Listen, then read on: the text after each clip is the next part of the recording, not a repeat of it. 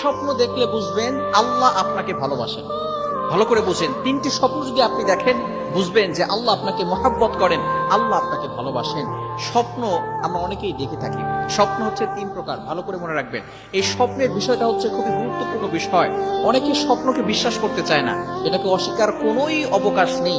কারণ আল্লাহ রাসূল সাল্লাল্লাহু আলাইহি সাল্লাম স্বপ্ন দেখেছেন এবং স্বপ্নের মাধ্যমে আল্লাহ রাসূল সাল্লাল্লাহু আলাইহি সাল্লামের কাছে ওহী এসেছে এবং আল্লাহ রাসূল সাল্লাল্লাহু আলাইহি সাল্লাম নিজে বলেছেন যে স্বপ্ন হচ্ছে 46 ভাগের 1 ভাগ। সুতরাং আমরা স্বপ্ন অনেকেই দেখে থাকি। এই স্বপ্ন হচ্ছে 3 প্রকার। একটা হচ্ছে ভালো স্বপ্ন, এই ভালো স্বপ্ন এটা আল্লাহ তাআলার পক্ষ থেকে আসে। দ্বিতীয়টা হচ্ছে খারাপ স্বপ্ন, এটা শয়তানের পক্ষ থেকে আসে। সুতরাং আরেকটি হচ্ছে ইচ্ছা স্বপ্ন, অর্থাৎ আপনি সারাদিন যে কাজগুলো করছেন এগুলো আপনি সেগুলোই রাতের বেলা স্বপ্ন দেখছেন। সুতরাং ভালো স্বপ্নগুলো আল্লাহ তাআলার পক্ষ থেকে আসে। 3টি স্বপ্ন যদি আপনি দেখেন মনে করবেন যে আল্লাহ আপনাকে ভালোবাসে।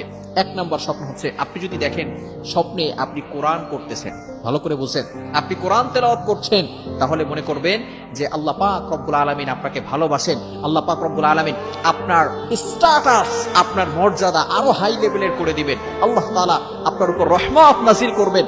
আপনার শান্তি নাই, আল্লাহ পাক রব্বুল আলামিন আপনার জন্য সুখের ব্যবস্থা করবেন। আল্লাহ পাক রব্বুল আলামিন আপনার উপর রহমত বৃষ্টির মতো নাজিল করে দিবেন এবং আপনার সম্মান আরো আল্লাহ তাআলা বাড়িয়ে দিবেন যদি আপনি স্বপ্ন দেখেন কোরআন শরীফ পড়তেছেন।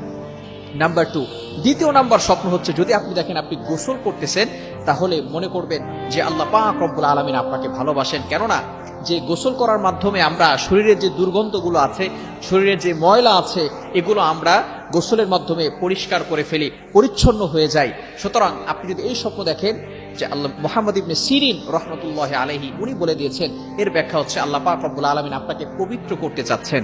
অর্থাৎ আল্লাহ পাক রব্বুল আলামিন আপনাকে, আপনার ভিতরে যে গুনাহগুলো আছে এগুলো আল্লাহ পাক রব্বুল আলামিন পবিত্র করবেন।